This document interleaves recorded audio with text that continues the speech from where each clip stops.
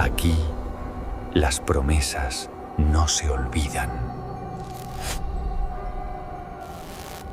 Nadie en San Laureano hablaba del Pozo Viejo sin bajar la voz. No porque estuviera prohibido, sino porque nombrarlo siempre traía un silencio incómodo.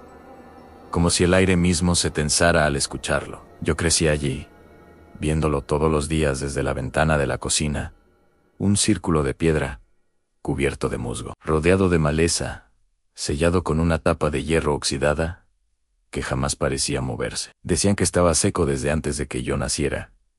Decían muchas cosas. En el pueblo, cuando algo da miedo durante demasiado tiempo, la gente aprende a convivir con él, fingiendo que no existe. Cuando murió mi padre, el pozo seguía ahí, exactamente igual.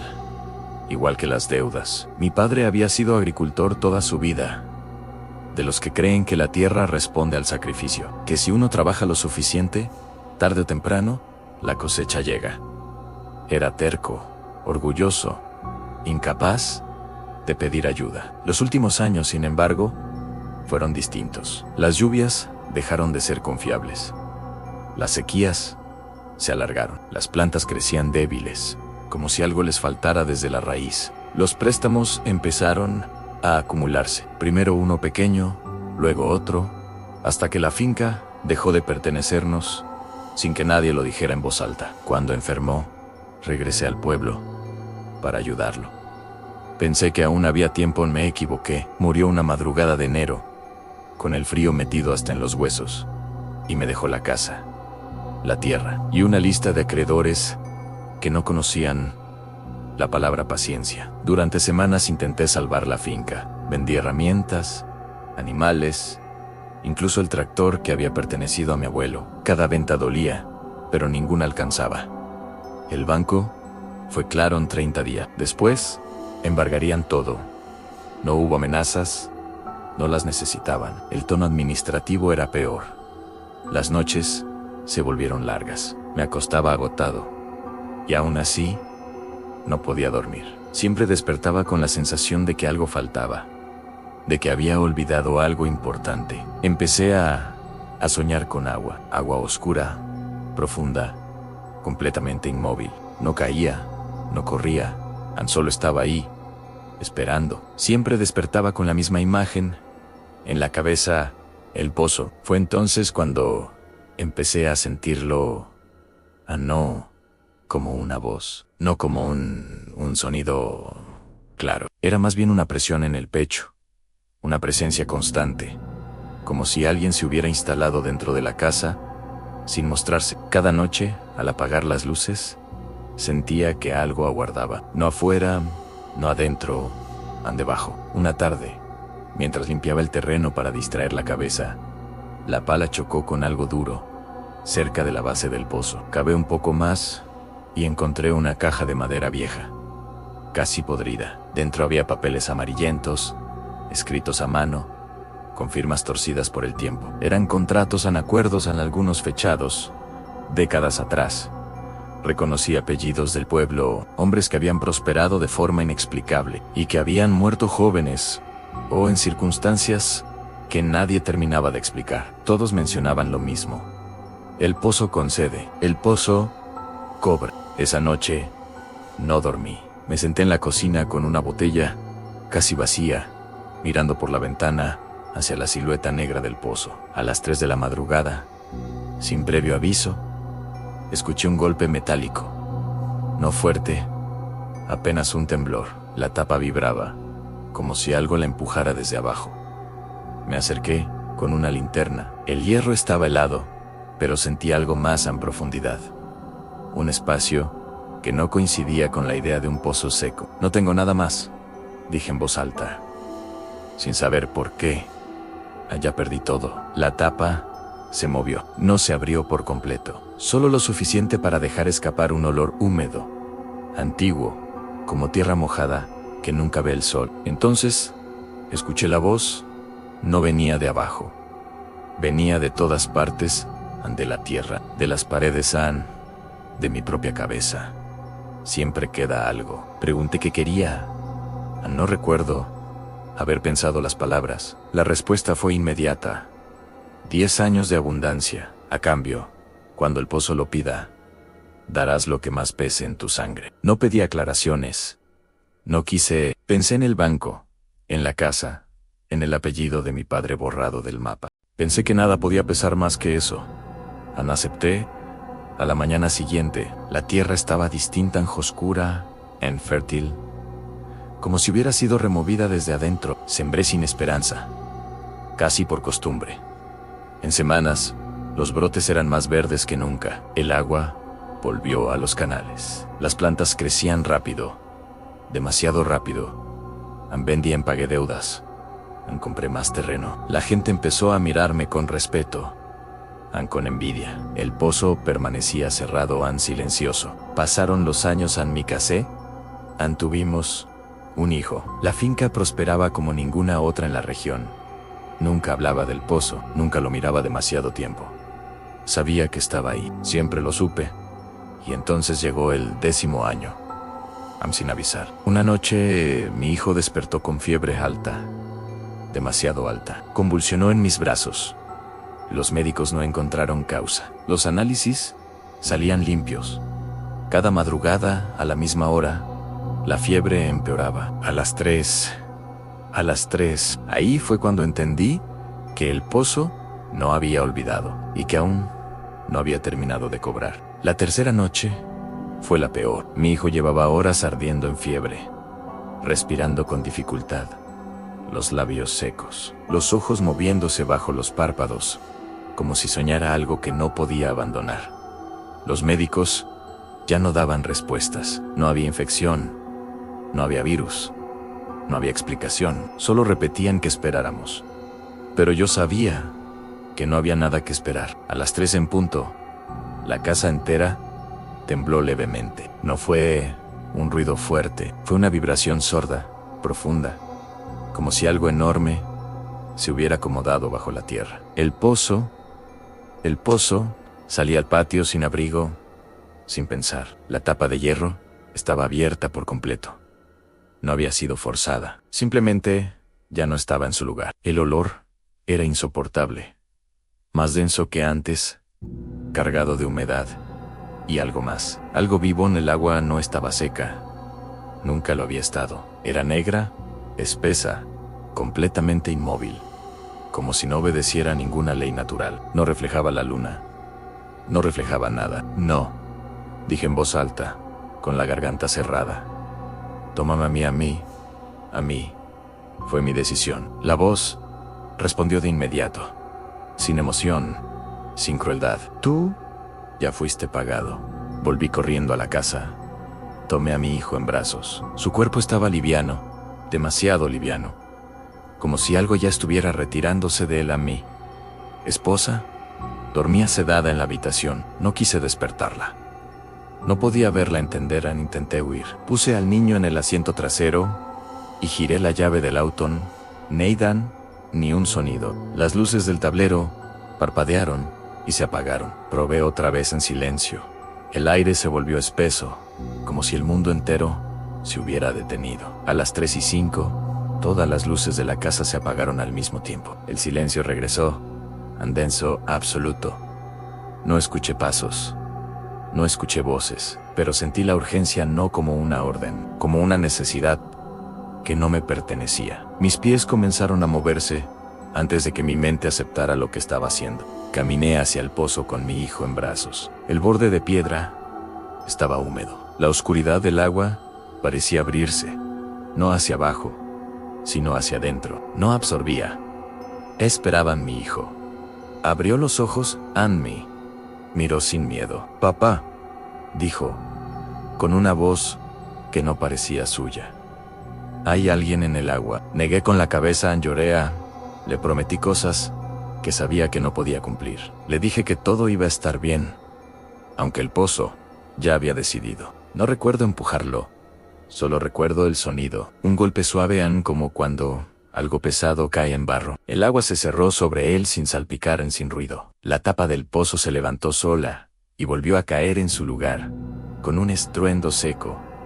Todo terminó. La fiebre desapareció esa misma noche. El pueblo dijo que había sido una enfermedad repentina, que algunos niños no sobreviven. Nadie preguntó por qué. Desde ese día, la tierra comenzó a secarse de nuevo. Las cosechas fallaron. El agua dejó de correr. La abundancia se marchó tan rápido como había llegado. Mi esposa nunca me preguntó qué había pasado esa noche. Quizá lo supo. Me fui del pueblo semanas después. Dejé la casa. Dejé la finca. Dejé todo. No intenté vender nada. No me llevé recuerdos. No volví a mirar atrás. Años después, regresé. San Laureano estaba casi igual. Un poco más viejo, un poco más vacío. La casa seguía en pie, abandonada, con las ventanas rotas y el techo vencido. El pozo seguía ahí, encerrado, silencioso. Me acerqué por última vez. No sentí miedo, sentí algo distinto. La ligereza, como si ya no me perteneciera nada. Ni la tierra, ni el apellido, ni la sangre. El pozo había terminado conmigo. No quedaba nada que cobrar. Antes de irme, desenterré la caja de contratos. La limpié, la dejé visible, junto al pozo, donde cualquiera pudiera encontrarla. Porque alguien siempre lo hace. Porque siempre hay alguien más desesperado. En el pozo no persigue. El pozo, esperan, y cuando concede, nunca lo hace gratis.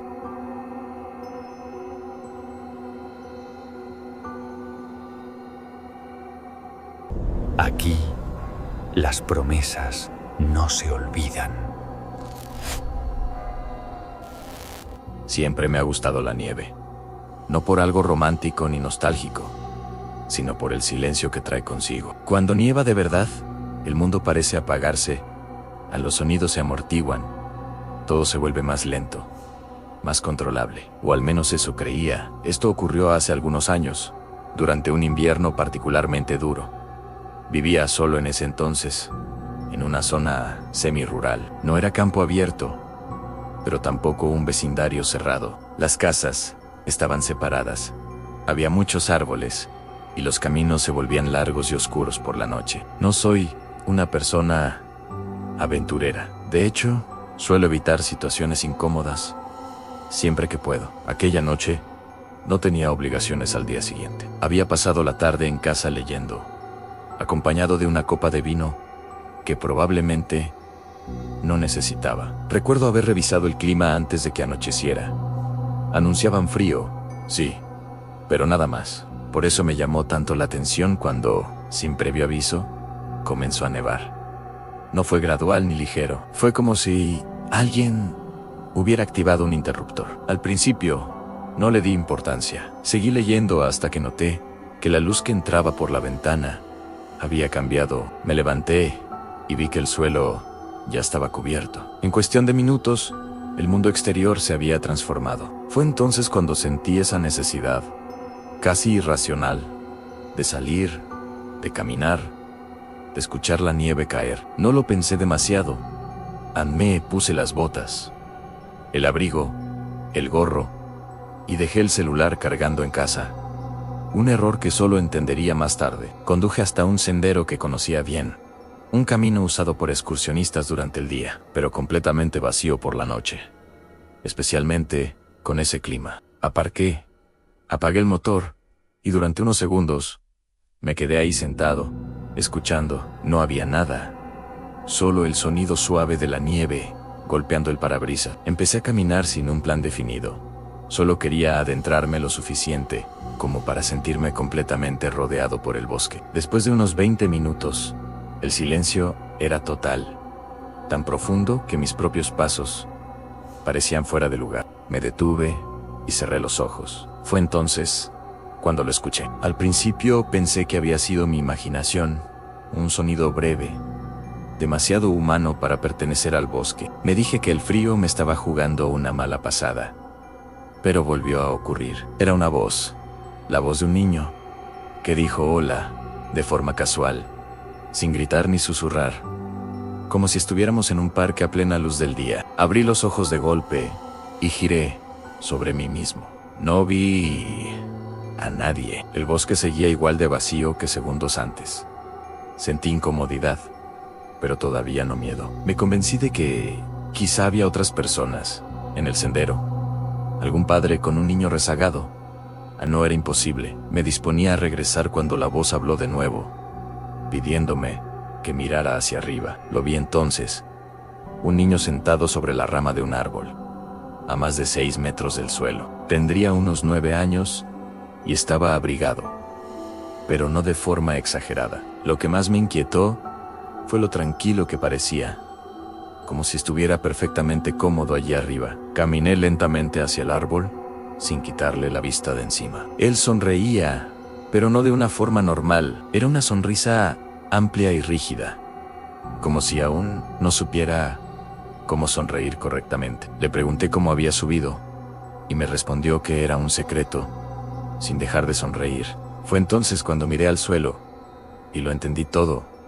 No había huellas, ni una sola. La nieve alrededor del árbol estaba intacta, perfecta, como si nadie hubiera pasado por allí, en al menos una hora. Eso significaba que el niño había estado en ese árbol desde antes de que comenzara a nevar, sentado, quieto y en silencio, durante mucho tiempo. La rama no se movía, el árbol no mostraba marcas, no había ninguna explicación lógica. Antes de que pudiera decir algo más, el niño se puso de pie sobre la rama, me dijo que mirara esto, y se dejó caer hacia atrás. Grité por puro instinto al verlo caer y golpear la nieve, con un sonido seco e inconfundible. No había forma de que hubiera sobrevivido. Corrí hacia él, y entonces se levantó, como si nada hubiera pasado. Se incorporó de un salto, y comenzó a correr hacia el bosque, riendo. No era una risa infantil, sino una carcajada aguda, casi burlona. Me quedé paralizado apenas un segundo antes de seguirlo. No sé por qué lo hice. Todo en mí gritaba que me fuera, pero mis piernas hicieron lo contrario. Seguí sus huellas con facilidad. La nieve delataba cada paso, hasta que dejó de hacerlo. Mientras corría, escuché su risa de nuevo, más cerca, demasiado cerca. Pasé junto a un árbol y sentí algo caer sobre mí en peso. Uñas, dientes. El niño estaba encima de mí, arañándome el cuello, los hombros, el rostro. Gritábamos los dos, mientras intentaba quitármelo de encima a ciegas, sintiendo la sangre caliente contrastar con el frío. Logré levantarme y lanzarlo lejos. Cayó, se levantó y volvió a correr, aún riendo. Esta vez no lo seguí. Me quedé allí temblando, con las manos ensangrentadas, tratando de entender si seguía vivo. Me até el gorro alrededor del cuello para detener la hemorragia. Los minutos siguientes están borrosos. Lo siguiente que recuerdo es estar en una ambulancia, luego en el hospital, luego la policía, y las preguntas les conté todo. Más tarde, supe que revisaron el sendero, siguieron mis huellas, solo las mías. No encontraron ninguna otra, ni del niño, ni de nadie. Días después, regresé al lugar. La nieve lo había cubierto todo, y no encontré nada. Pensé que ese sería el evento más extraño de mi vida, pero me equivoqué. Esto otro ocurrió durante un receso de invierno, cuando tenía 19 años. Me había quedado solo en casa por casi 2 semanas, cuando una tormenta enorme cayó sobre la ciudad y dejó las calles intransitables. Me aburría. No había internet ni nada que hacer, así que decidí caminar hasta la casa de un amigo.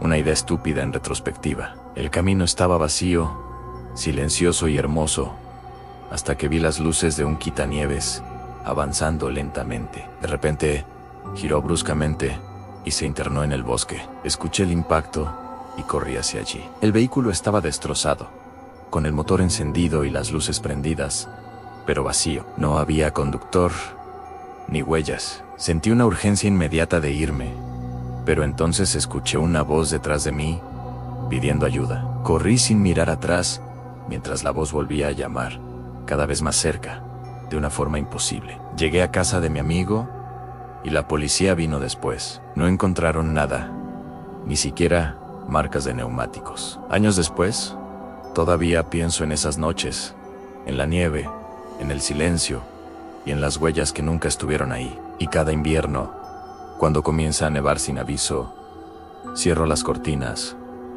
porque aprendí algo: la nieve no siempre trae silencio. A veces, solo lo esconde.